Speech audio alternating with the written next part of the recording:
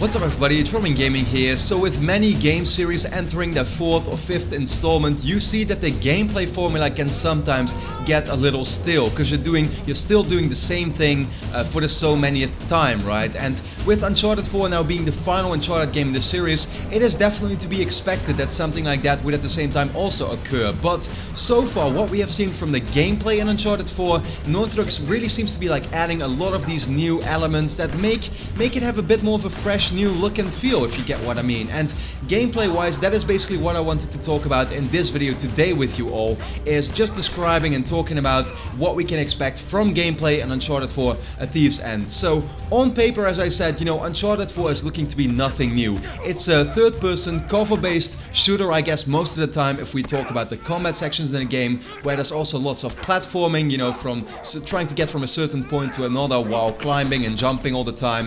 And at the same time, though we haven't seen it yet, of course, it is most likely that the game will also feature quite a few puzzles, because that's we know from Uncharted 1, 2 and 3 on PlayStation 3, there were always at least a couple of puzzles in those games, so that's definitely to be expected to also be in Uncharted 4 this time around. But, you know, although that is of course still the main core of the game, we have seen Naughty Dog introduce lots of new elements that I wanted to most of the time talk about in this video that I think are really quite exciting. So the very first one that we've heard them mention a lot now is wide linear. We know that Uncharted is a linear type of game where you're not going to be really exploring like too much in terms of actually being able to backtrack, go back to certain areas. No, you'll always be moving on, but at the same time they will now give you a lot more possibilities to do things in the environment that you're being put into, right?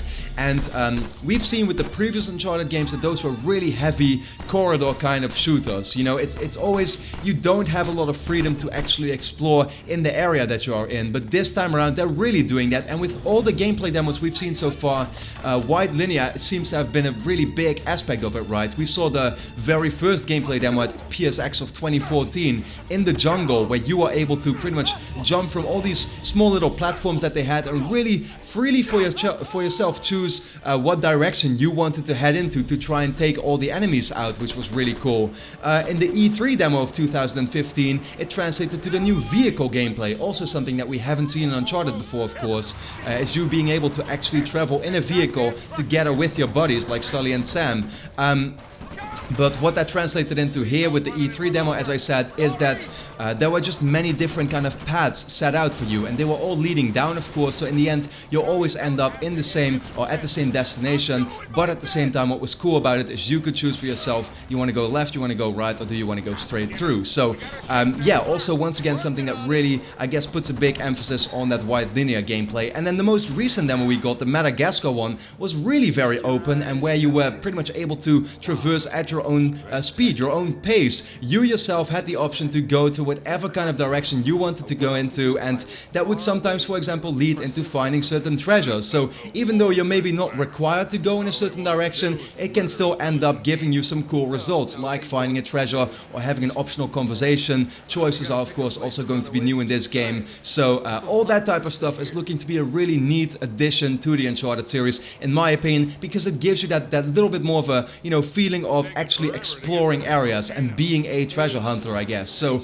I'm a big fan of those. Now, we saw that the grappling hook, in terms of really the gadgets that Drake has at his you know, at his like exposal, right, is that yeah, the grappling hook is going to be a big feature there. Basically just allows you to once again traverse from one area to the other really quickly that way. You can also take out enemies with it, of course, which is very cool. And then he also has this new climbing axe, which we saw in a lot of the, for example, the Tomb Raider games recently have been putting a big focus on that as well. And the climbing axe basically allows Drake to scale up walls and get to areas that you normally wouldn't be able to get to if you look at it at you know, previous Uncharted games, as I said.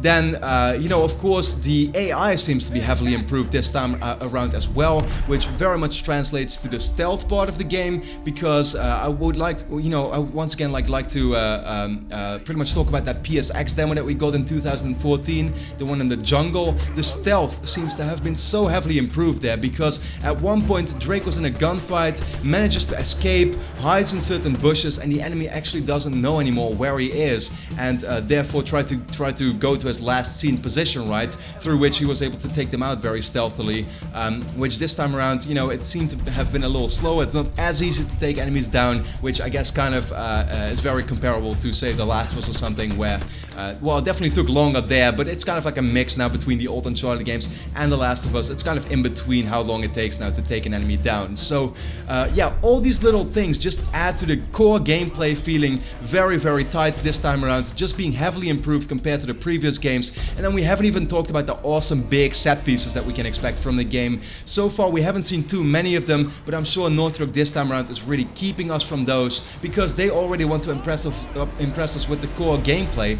and they have done so already. So I think in terms of set pieces, it's really going to blow us away, and we haven't seen nothing yet. You know, that E3 demo that we got so far must have been the biggest one, with Drake, of course, hanging on to his rope, and then just sliding through the mud, right, trying to take all the enemies down from the cars. Really, really cool, but at the same time, I think we're still in for quite a ride, and we're going to see even more impressive set pieces in the game. What those are going to be, I have literally no clue. It's going to be really awesome to find that out, but I'm glad that Naughty Dog is keeping that as a surprise for now.